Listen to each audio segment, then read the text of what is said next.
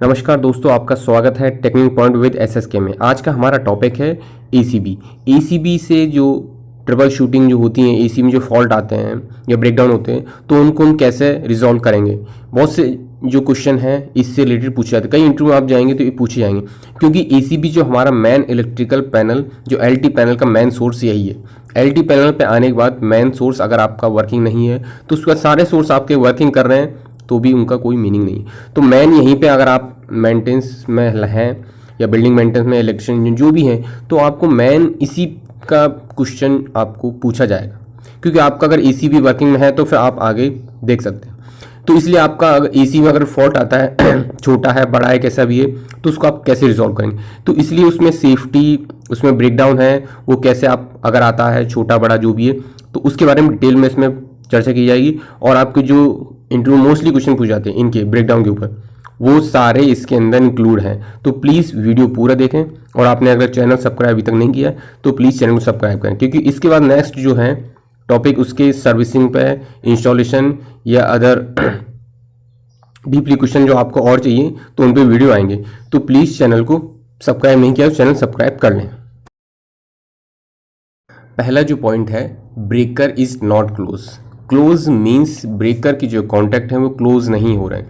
Close से मतलब कि क्लोज होंगे तो सर्किट कंप्लीट होगा और उसमें करंट फ्लो होगा। मतलब हम ब्रेकर को मैनुअली या ऑटोमेटिकली कमांड जब मिल रहा है तो वो क्लोज नहीं हो पा रहा है और सर्किट में करंट फ्लो नहीं हो रहा। तो उसके क्या रीज़न हो सकते हैं उसको मैं आपको सिंपली लैंग्वेज में बताऊंगा, और जो टेक्निकल लैंग्वेज आपको बोलना है वो मैं वीडियो में आपको लिख के दूंगा ताकि आप उनको पढ़ सकते हैं और जो ऑडियोज के थ्रू आप इनको समझ सकते हैं। तो पहला है, इसका रीज़न हो सकता है कि अंडर वोल्टेज रिले उसको सप्लाई नहीं मिल रही है, उसको वोल्टेज कम मिल रहा है जिसके कारण वो ऑपरेट नहीं होने दे रहा है। तो इसके लिए हमें देखना पड़ेगा अंडर वोल्टेज रिले है उसका वोल्टेज चेक करें उसको कितना मिल रहा है, और कम है तो उसको प्रॉपर उसको वोल्टेज मिले, क्योंकि कनेक्शन लूज होने के कारण भी हो सकता है या वोल्टेज ही कम आ रहा हो, वो भी रीज़न हो सकता है। तो वोल्टेज कम आ रहा है तो हम सोर्स पे वोल्टेज चेक करेंगे। दूसरा है reason, under voltage relay, Salt relay या मैग्नेटोथर्मल रिले, इनके कनेक्शन आपस में प्रॉपर नहीं है, या इनको जो कनेक्ट किया गया है जिस पोजीशन पे, क्योंकि निकालने के बाद दोबारा रिसेट करने के बाद रखते हैं या फिर दोबारा रखा गया है तो प्रॉपर नहीं है। हल्का सा भी कोई भी अगर लूज है, लूज कॉन्टैक्ट है तो वो ऑपरेट नहीं होगा। तो इनको दोबारा एडजस्ट करेंगे और इनकी कनेक्टिविटी है जो पूरी प्रॉपरली करेंगे। थर्ड हो सकता है इसमें मैग्नेटोथर्मल जो रिले है वो एसीबी से निकाल दी हो पर ट्रिप बार इसकी ओपन रहती हो, तो उनको हम लो पोजीशन पे करेंगे उसको करने के लिए। नेक्स्ट जो हो सकता है, मैकेनिज्म की जो स्प्रिंग रहती है वो या तो प्रॉपर पोजीशन पे नहीं है या मिसप्लेस हो गई है, तो उसको हम चेक करेंगे और उसको स्प्रिंग को प्रॉपर कनेक्ट करेंगे। नेक्स्ट हो सकता है अंडर वोल्टेज रिले, उसकी कॉइल जल गई है या ओपन उसमें सर्किट हो गया। जलने का मतलब उसमें शॉर्ट सर्किट हो गया है किसी कारण, वो रिले सेफ्टी रीज़न से, सेफ्टी उसने एसीबी देने के कारण, ओवर वोल्टेज अंडर वोल्टेज के कारण वो कॉइल उसकी जल गई है, तो हमें उसको रिप्लेस करना है चेक करने के लिए। नेक्स्ट जो रीज़न हो सकता है, बायोमेटल एलिमेंट जो मैग्नेटो रिले है उसके बायोमेग्नेट एलिमेंट हैं वो परमानेंटली बेंड हो गए, तो उनको हमें चेक करना है। वो अगर बेंड हो गया है तो वो क्योंकि ऑपरेट नहीं हो पा रहा होगा, वो कॉन्टैक्ट उसकी थर्मल हीटिंग के कारण वो क्लोज होता है, ओपन होता है, तो बेंड होने के बाद वो प्रॉपरली ऑपरेट नहीं होगा, वो भी रीज़न हो सकता है। या फिर ओवरलोड और शॉर्ट सर्किट फॉल्ट के कारण ब्रेकर ट्रिप हुआ है और रिसेट नहीं हो पाया। ये problem only for manually reset type जो एसीबी है उन्हीं में आती है। उसके लिए हमें ब्रेकर को या तो ऑफ बटन प्रेस करके हमें उसको ओके करना पड़ेगा, या रिसेट बटन के द्वारा हमें उसको रिसेट करना पड़ेगा। दोनों में से जो ऑप्शन हो उसके द्वारा हम इसको रिसेट कर सकते हैं। Sticking of tripping mechanism due to excess dust, मतलब ज़्यादा डस्ट के कारण भी उनकी जो मैकेनिज्म है वो प्रॉपरली वर्क नहीं करते। तो उसके लिए हमें जो ट्रिपिंग मैकेनिज्म है उसको CRC 2226 द्वारा और ग्रीस के द्वारा हमें इसको प्रॉपर ग्रीसिंग करनी पड़ेगी, जो कि हमें सर्विस सेक्शन जो उसमें बताया जाएगा प्रॉपरली कैसे ग्रीस करना है। परंतु ये रीज़न हो सकता है जिसके द्वारा भी आप ये वाला फॉल्ट है जो क्लियर कर सकते हैं। नेक्स्ट प्रॉब्लम आती है, breaker is not tripping with under voltage या शंट रिले। अब यहाँ पे ये अंडर वोल्टेज और शंट रिले आपकी ब्रेकर के लिए सेफ्टी के लिए भी दिया गया है, और वो सेफ्टी है जो ऑपरेट नहीं हो रही है। तो ये एक और डिटेल हो गई कि ठीक है, इसमें सेफ्टी के लिए इसमें शंट रिले या अंडर वोल्टेज रिले वो लगाई जाती है, परंतु वो ऑपरेट नहीं हो रही है, वो सेफ्टी अगर वर्किंग नहीं कर रही है तो प्रॉब्लम है। तो उसके लिए हमें क्या करें? तो उसके लिए शंट रिले उसको सप्लाई नहीं मिली है, इसके कारण वो ऑपरेट नहीं हो पाई। तो उसके लिए हमें उसके कंट्रोल वायरिंग है वो चेक करनी पड़ेगी, और उसको जो सप्लाई है वो चेक करनी पड़ेगी। कंट्रोल वायरिंग में कोई इशू नहीं है, या फिर उसको जो सप्लाई मिल रही है उसमें कोई प्रॉब्लम नहीं है। ये चेक करने के बाद नेक्स्ट उसमें इशू हो सकता है supply of under voltage relay not cut off, मतलब उसको जो सप्लाई मिली है वो कट नहीं हुई है, जिसके कारण उसको सप्लाई कंटिन्यू मिलती रही, तो उसने एसीबी को ट्रिप नहीं किया। तो वापस वही इसमें कंट्रोल वायरिंग का ही उसमें हो सकता है, ये रीज़न होने पे। अंडर वोल्टेज की जो पिन है वो मिसमैच हो गई हैं, प्रॉपर्ली जहाँ लगनी थी नहीं लगी, वो इंटरचेंज हो गई कनेक्टिंग के द्वारा। तो उन पिन की पोजीशन वो हमें चेक करनी पड़ेगी डायग्राम के द्वारा, उसमें कैसा है। या फिर सेम वही चीज़, डस्ट के कारण उसके कॉन्टैक्ट जो स्टिकी हो गए, कॉन्टैक्ट प्रॉपर नहीं बन पाए, तो इसमें भी हमें सीआरसी के द्वारा उसको क्लीन करना पड़ेगा पूरा डस्ट फ्री। ये बहुत कंपलसरी, कोई भी इलेक्ट्रिकल या इलेक्ट्रॉनिक इक्विपमेंट है, डस्ट भी एक बड़ा इफेक्ट करती है उसको ऑपरेट नहीं होने के लिए। तो ये जो पॉइंट हैं इस कंडीशन या इस फॉल्ट के पे हमें ये सारी पॉइंट है वो चेक करने पड़ेंगे। मेनली पॉइंट यही है इसके। नेक्स्ट फॉल्ट आता है कि breaker is not tripping bye manual tripping push button. जो मैनुअली उसमें पुश बटन दिया जाता है एसीबी में, उसको प्रेस करने पे भी ब्रेकर ट्रिप नहीं हो रहा है। ऑटोमेटिक जो होता है ट्रिपिंग वो ठीक है, पर मैनुअली हम उसको टेस्ट करना चाह रहे हैं या उसको बंद करना चाह रहे हैं, किसी कारण से कमांड हमारा सेंटर इश्यू हो गया है, तो हम उसको ट्रिप कर रहे हैं और ट्रिप नहीं हो रहा है। तो उस कंडीशन में ट्रिप बटन जो है उसके कनेक्शन दिए हैं वायरिंग का या स्प्रिंग का जो भी एडजस्टमेंट है, उसमें प्रॉपर जो लिंकिंग है वो नहीं हो पा रही है, वो एडजस्टमेंट में इशू है। या तो कॉन्टैक्ट है उसके प्रॉपर नहीं हो पा रहे, कहीं लूज़ है या मैकेनिज्म में कोई लूज़ है जो प्रॉपर उसको ट्रिप नहीं कर पा रही, क्योंकि कमांड नहीं मिल रही है या इलेक्ट्रिकली या मैकेनिकली उसमें लिंक जो प्रॉपर नहीं है उसके। तो वो हमें चेक करने पड़ेंगे कि हाँ कॉन्टैक्ट उसकी सप्लाई आगे मैकेनिज्म तक पहुँचा रहे नहीं पहुँचा रहे, या कॉन्टैक्ट लूज़ है, तो वो हमें चेक करना पड़ेगा उसके लिए उस पुश बटन के थ्रू खोलने के पर। सेकंड, जो मैकेनिज्म जो जाम हो सकता है, प्रॉपर कनेक्ट है सारे सब कुछ है, पर फिर भी अगर है तो उसमें जाम का इश्यू हो सकता है जो कि डस्ट के कारण होता है। उसके लिए हमें मैकेनिज्म को सेम क्लीन करना पड़ेगा सीआरसी के द्वारा इस फॉल्ट के होने पर। नेक्स्ट प्रॉब्लम जो आ रही है एसीबी में, ACB is not tripping in case of overload और शॉर्ट सर्किट फॉल्ट। मतलब ओवरलोड या शॉर्ट सर्किट फॉल्ट पे ACB ट्रिप नहीं हो रही है, ऐसा कंडीशन होने पर भी। तो उसके क्या रीज़न हो सकते हैं और उनका क्या सॉल्यूशन रहेगा? तो उसका पहला प्रॉब्लम हो सकता है connection off between CT and magnetothermal release loose या ओपन। मतलब CT और मैग्नेटोथर्मल जो रिले हैं उनके बीच में कॉन्टैक्ट या तो है नहीं, अगर है तो लूज है, जिसके कारण प्रॉपर कमांड या प्रॉपर नहीं ACB को मिल पा रहा है। तो उसके लिए हम इनके कनेक्शन चेक करेंगे ओपन सर्किट होने पर। ठीक है, लूज होने पर हम इसको टाइट कर सकते हैं, ओपन होने पे। नेक्स्ट हो सकता है प्रॉब्लम ओवरलोड रिले, उसकी सेटिंग है जो एक्चुअल लोड से ज़्यादा हो सकती है। मतलब एक्चुअल लोड हमारा एग्जांपल के लिए 10 का है, 10 एम्पियर है, और हमने इसको 11 पे कर रखा है, तो ट्रिप नहीं होगा। तो सेम ऐसी जितना एक्चुअल लोड है उससे कम का है, जैसे हमने 400 की 500 की 600 लगा रखी है, 600 एक्चुअल लोड है और हमने 650 पे या 625 पे कर रखा है, तो ACB उस कंडीशन में भी ट्रिप नहीं होगी। तो हमें उसका एक्चुअल लोड के हिसाब से हमें उसकी सेटिंग करनी पड़ेगी। ये ओवरलोड सारी जितनी रिले हैं इनका सेटिंग का भी पूरा डिटेल में बताया गया, पर इसमें हम सिर्फ ब्रीफ में करेंगे। डिटेल के लिए अलग वीडियो जो सेटिंग का है, ऑपरेशन का, सर्विसिंग का, वो सारा उसमें बताया गया। नेक्स्ट इसमें प्रॉब्लम हो सकती है जिसके मैग्नेटोथर्मल रिले है उसके जो लिंक है प्रॉपर एडजस्ट नहीं है, ताकि उसके कारण वो कॉन्टैक्ट नहीं हो पा रहा। हीटिंग कारण जो कॉन्टैक्ट उसको क्लोज एंड ओपन करते हैं उसने ACB को नहीं प्रॉपरली किया।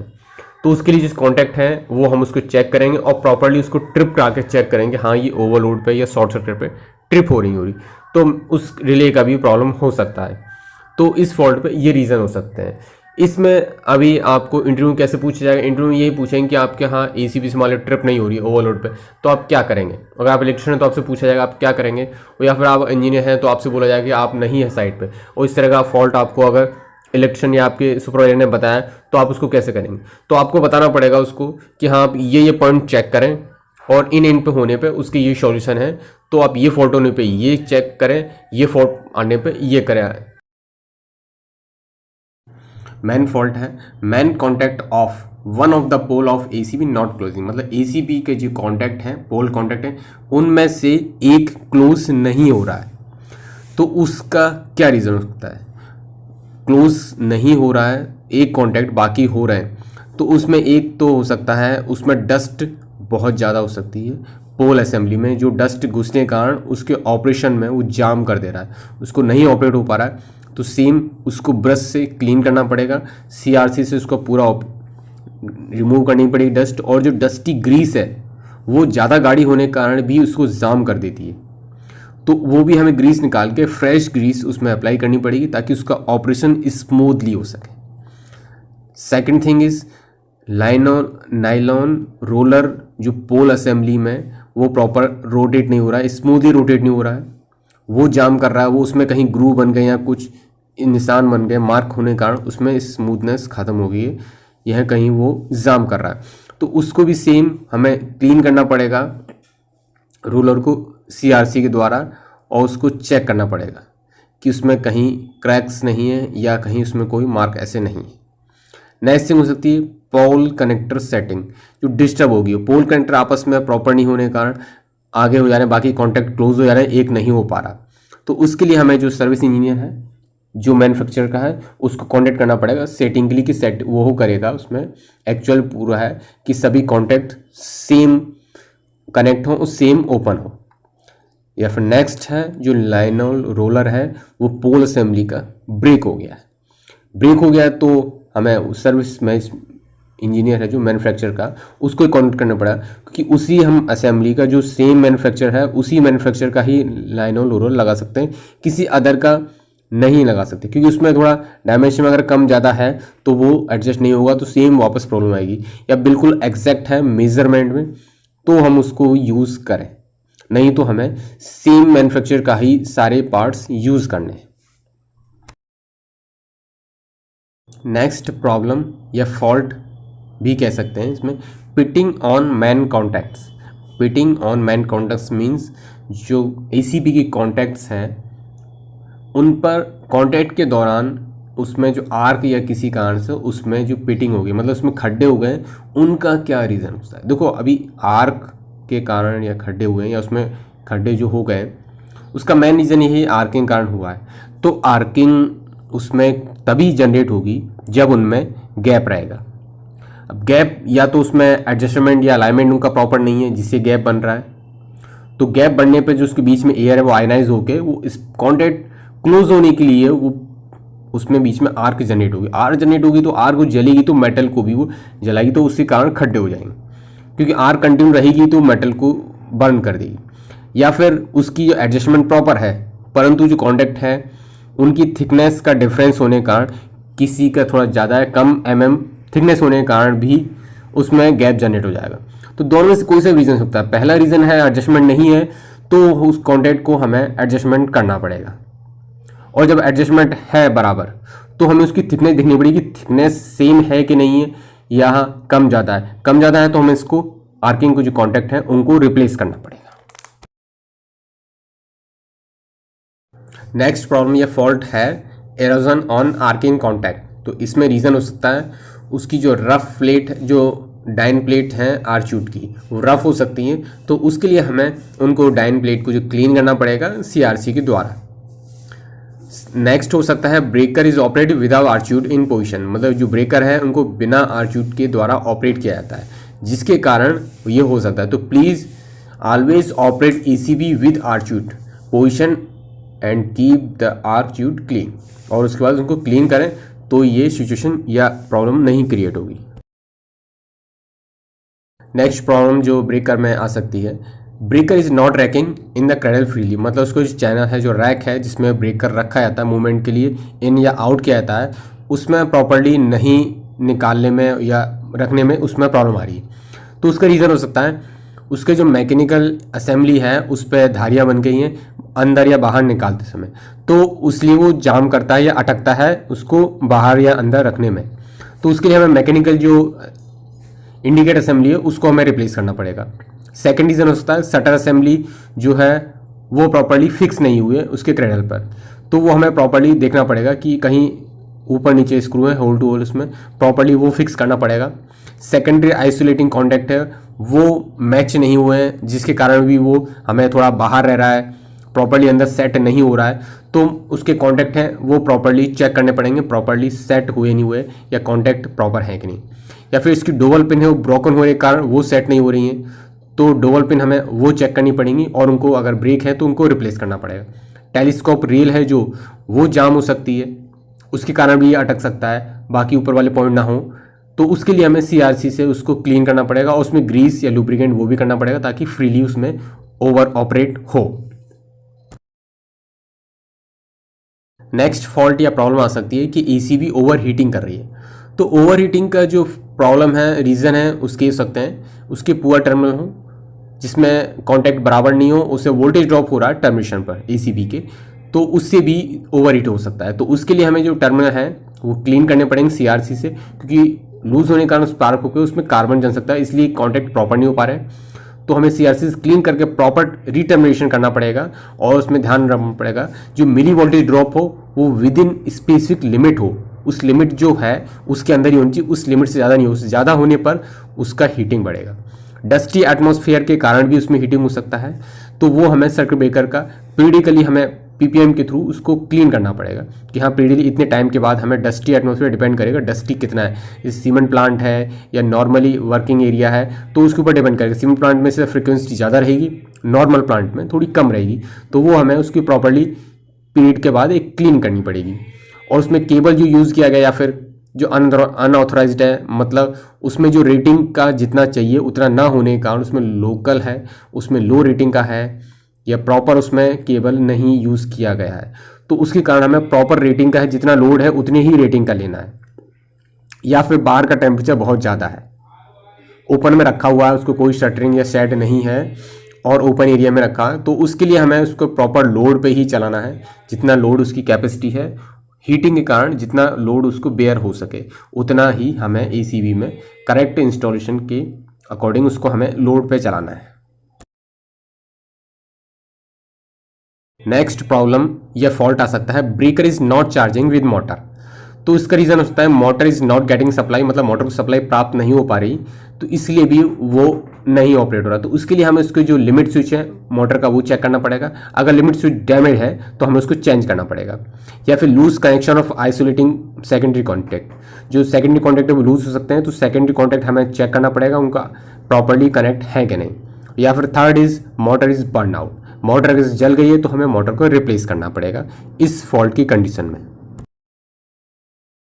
नेक्स्ट प्रॉब्लम या फॉल्ट जो इसमें ब्रेकर में आता है, ब्रेकर इज नॉट कॉन्टैक्ट या क्लोजिंग रिमोटली, रिमोट के द्वारा या रिमोटली ये नहीं कॉन्टैक्ट इसके क्लोज हो रहे, तो उसका breaker is not service position, मतलब उसकी जो ब्रेकर है वो उसकी पोजीशन सर्विस पे नहीं है, मतलब उसको रिमोटली नहीं है, वो मैनुअली रीसेट नहीं है तो उसकी हमें उसकी चेक करनी पड़ेगी कि ये ऑटोमेटिकली ऑपरेट होने के लिए रेडी कंडीशन में है कि नहीं।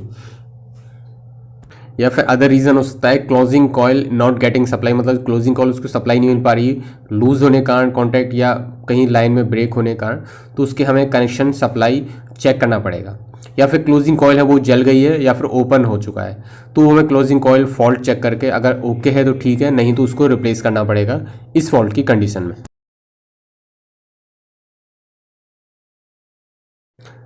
थैंक्स फ्रेंड वीडियो पूरा देखने के लिए। इस वीडियो में आपको अगर और भी पॉइंट या क्वेरी कोई आपकी रह जाती हैं जो इसमें कंप्लीट नहीं हो पाई हैं तो प्लीज़ कमेंट्स बॉक्स में आप उसको मेंशन कर सकते हैं, ताकि जो अदर वीडियो में या नेक्स्ट जो वीडियो आए उसमें उनको कवर कर लिया जाए। और आपको अगर वीडियो और किसी टॉपिक पे चाहिए, AC में और भी कोई टॉपिक हैं जिस पर आपको वीडियो चाहिए या अदर किसी रिलेटेड इक्विपमेंट पर भी वीडियो चाहिए, तो उसको आप मेंशन बॉक्स में डाल सकते हैं। धन्यवाद।